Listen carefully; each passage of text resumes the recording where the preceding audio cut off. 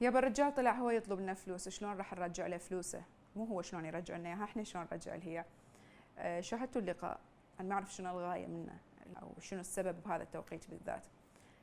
وليش كان مقدم البرنامج مهيئ للبرنامج او كان اكو توجيه معين انه يسال هذه الاسئله، والا انا اليوم كمقدم برنامج ما ممكن اسال ضيفي انه انت فعلا سرقت، مع الاجابه واضحه، ولا ممكن انه اساله انه انت فعلا زورت.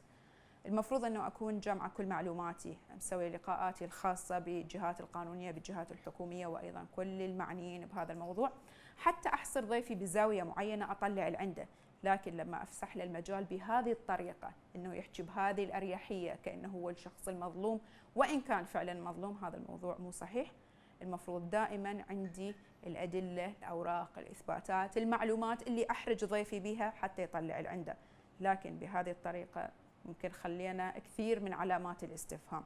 هذه من ناحيه. من ناحيه ثانيه كلنا شاهدنا نور زهير، شاهدنا ايماءات جسمه، حركه عيونه، وهذه كلها لها دلائل.